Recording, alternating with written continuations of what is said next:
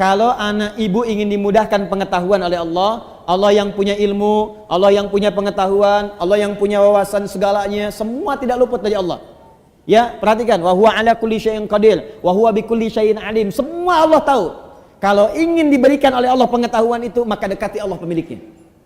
Bagaimana caranya? Salat. Salat, salat, salat. Tingkatkan salatnya. Maka anak ibu jaga betul disiplin salat. Masih ingat nasihat Nabi? Jika anak usia 7 tahun ajari mereka salat. Usia dia 10 tahun menjelang balik tidak mau salat, maka berikan pelajaran yang membuat dia mengerti. Berikan pelajaran. Kenapa Nabi meminta anak salat, salat, salat, salat? Karena ada korelasi antara salat dengan kepintaran seorang anak dan kebaikan seorang anak. Jikalau anak dari kecil sudah rajin salat, demi Allah Bu, catat kalimat saya ini. Kalau anak diajari salat dengan benar dari kecilnya, maka anak itu dewasa akan tumbuh menjadi anak yang baik dan pintar. Itu sudah rumus. Ibu cek ya, Al-Kindi, Al-Ghazali, Al-Farabi, ya, Ibnu Sina, Al-Khawarizmi, Al-Battani, itu semua ulama-ulama ini dari kecil sebelum mereka belajar pengetahuan dididik oleh orang tuanya salat. Kedua, Al-Quran. Al-Quran. Ini ada rumus langsung disebutkan oleh pakar Quran. Kalau dia baru terlahir, di usia setiap bulannya, maka putarkan Al-Quran setiap juz setiap bulan. 1 bulan 1 juz. Berurut. Misal, bulan pertama dia lahir, juz 1, Al-Fatihah sampai 141. Juz 2, 142 sampai 253. Juz ketiga, ya 253 sampai dengan Ali Imran ayat ke-92. Terus, juz 1, juz 2, juz 3 sampai juz 30. Jadi, begitu anak itu usia 30 bulan, dia sudah mendengar 30 juz.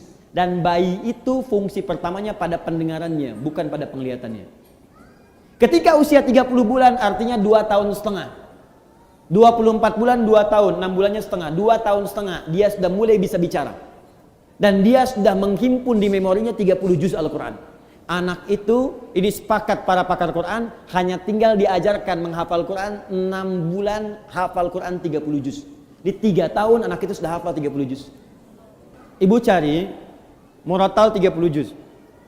Misal dengan speaker aktif atau yang lain, ibu putar aja di rumah 24 jam. Simpan di ruangan yang strategis, di ruang tengah, di kamar tidur. Saya biasanya di rumah itu di speaker aktif ada sesuai dengan tempat lah. Di setiap kamar kami simpan speaker aktif, Quran 24 jam aja putar. Di ruangan tengah ada di situ. Jadi tiap hari yang terdengar Quran. Tiap hari. Itu suasananya beda Bu, akan lain suasananya, beda. Ibu buka ya, ada kitab namanya Bidayatul Mujtahid. Sekarang banyak digandrungi, kitab fikih. Fikih perbandingan. Bidayatul Mujtahid ini Bu, itu tentang fikih perbandingan, tapi yang nulis dokter bedah. Dokter bedah, dokter spesialisasi bedah, hafal Quran. Dari hafal Quran ini belajar fikih. Hafal Quran, hafal fikih, kedokteran. Ibnu Sina, hafal Quran, hafal hadis, hafal tafsir, kedokteran. Al-Khawarizmi, hafal Quran, hafal hadis, ahli matematika. Tuh. Hampir semua. Ibu kalau nggak percaya silahkan. Dan saya coba memulai membuktikan itu, ternyata banyak dampak perubahannya, betul itu.